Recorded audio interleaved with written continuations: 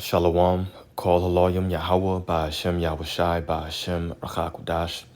Double honors to our apostles and elders of Great Millstone, and peace and blessings to the elect.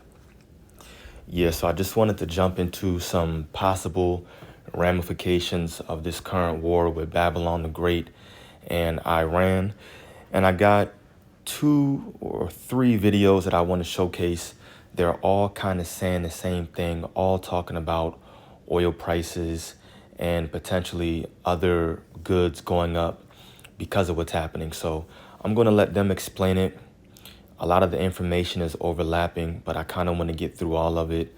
I'm going to let them do majority of the talking, and then I'll grab some precepts surrounding it. But things are escalating pretty quickly, which is what we want to see, of course, because all of this is prophecy. So let's check out this first video here from BBC News. The price of oil just jumped. Here's why. It's all because of this place here, the Strait of Hormuz. It connects some of the biggest oil producers in the Middle East with the rest of the world, and it is critical. About 20% of the world's entire oil supply has to go through this narrow passageway. But right now, traffic has come to a virtual standstill because of the war between Iran and the US and Israel. You've already had some vessels being attacked, and with missiles flying overhead, it's just too risky for ships to cross. And when so much oil can't get to its destination, then you have less supply, and that's when prices start going up. For now, your energy bills and petrol prices will probably stay the same. It takes a while for these things to have a knock-on effect. But the longer this goes on, days, maybe even weeks, that's when the price of oil could really start spiking, and that's when some of the things you buy might start getting more expensive. The price of oil just... What's going to happen to oil and gas prices? Yeah, so we've been looking into this, and essentially, you know that the oil is traded on a global market. Because oil trades on that market, any disruption to the supply can spike oil prices worldwide. Now, the bigger concern may be access to the Strait of Hormuz, a key area used to carry roughly 20% of the world's oil. How these oil markets react will depend on how long this conflict lasts. Bottom line, Tony, if crude oil jumps significantly, drivers in the U.S. could see prices go up within a matter of days. We'll be monitoring it closely. Jerika, thank you very much. Appreciate it. The conflict now causing oil prices to rise. Video shows a U.S. certified oil tanker on fire after it was attacked in the Strait of Hormuz. The crew was evacuated. Energy experts now say Iran has closed the strait where about a fifth of the world's oil travels. 20%, of the world's oil passes through that waterway connecting the Persian Sea to the Indian Ocean. Oil prices in the U.S. have risen about 10% to over $72 a barrel. The conflict now causes... The world is going to pay a price very soon for what's happening in the Middle East. This is the last one right here, but let's check out what he has to say. The world is going to pay a price very soon for what's happening in the Middle East, literally. Economists are warning that oil prices are about to surge, and that's going to have a knock-on effect on all sorts of goods which rely on fuel to be made or transported, which is most things around the world. So inflation's going to go up too. So Iran controls what's arguably the most important shipping lane in the world. That's the Strait of Hormuz. It's the only way that oil can be transported not just from Iran, but from Saudi Arabia, Kuwait, and the UAE to the rest of the world. So that's roughly a fifth of the daily global production of oil, 20 million barrels a day. At the moment, oil tankers are reporting they can't get through because of what's happening, and we have no idea when it's going to be safe for them to travel down that waterway and continue supplying oil to the world, and prices will keep going up until they can. The world is going to pay a price.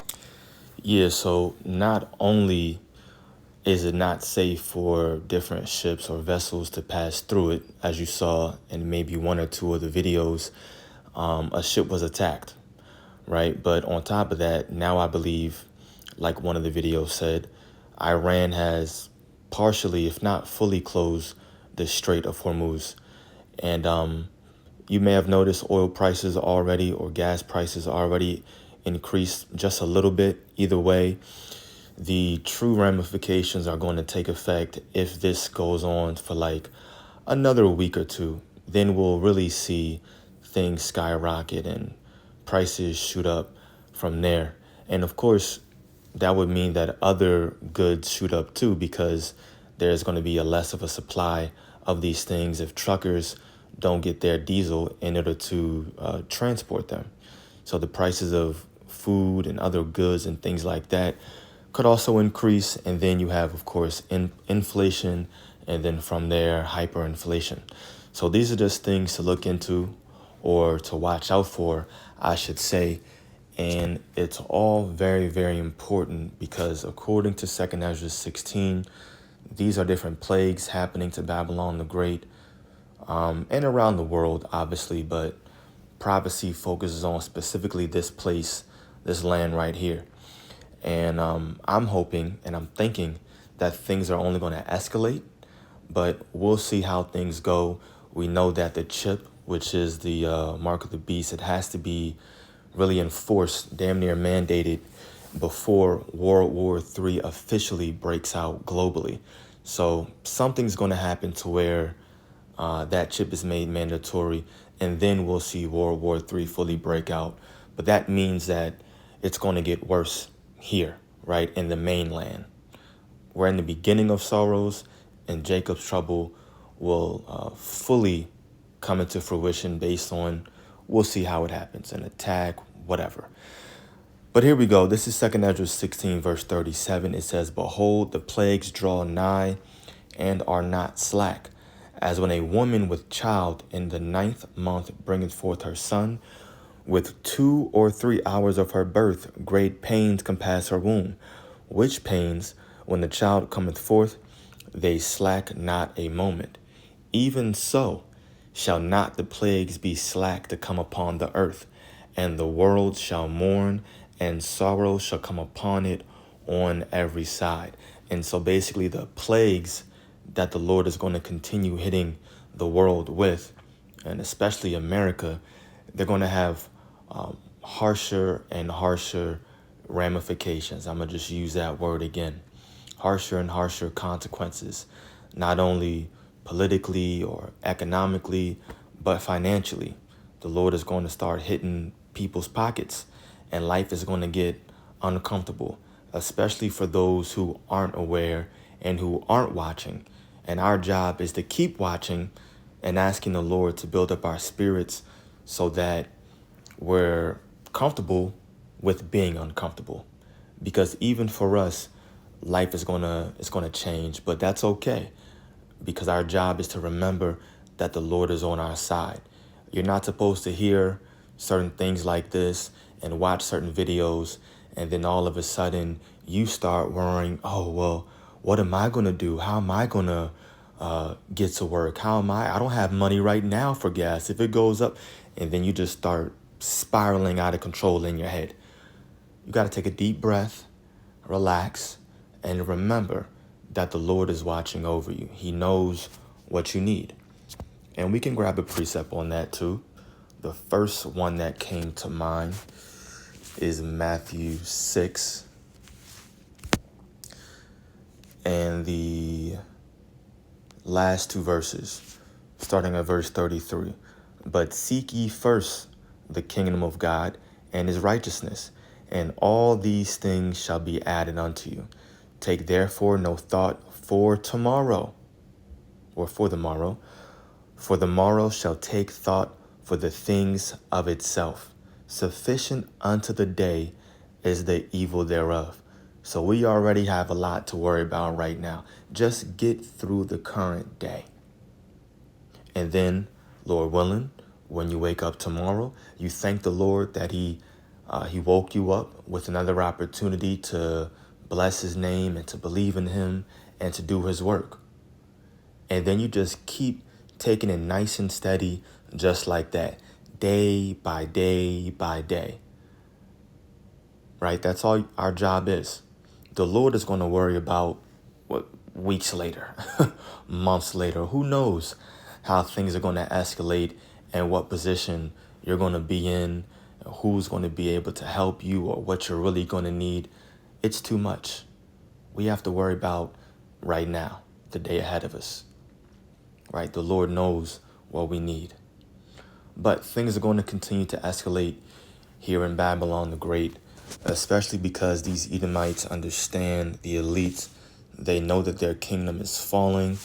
And so more than likely, something big is going to happen here in Babylon the Great that really pushes these Edomites, whether they cause it or not, to really come down hard, right? And we know that because of what this scripture says right here. Revelation 12:12, therefore rejoice, ye heavens, and ye that dwell in them.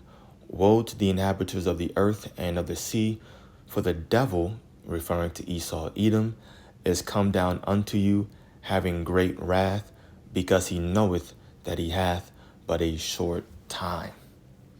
Meaning he knows that he doesn't have forever for his kingdom to just continue lasting and prospering, even though that's what he wants.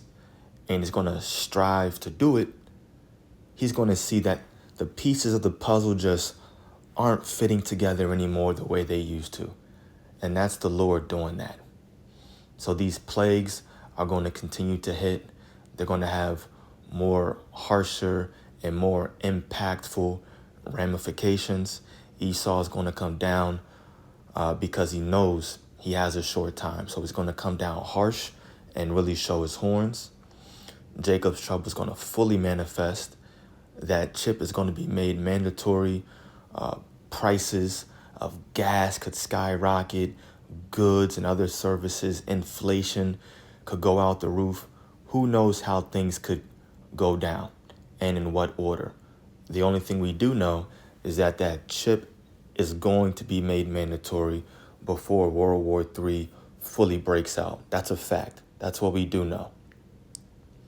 So just keep all these things in mind and continue to watch as this current, we'll call it a minor war, continues to escalate, because, of course, people are going to be continuously updating about this war on a daily basis online. So lots and lots of news coming out. Lord willing, this was edifying to the elect. Call Yahweh by Hashem Yahweh Shai, by Hashem Rachak Udash. Shalom.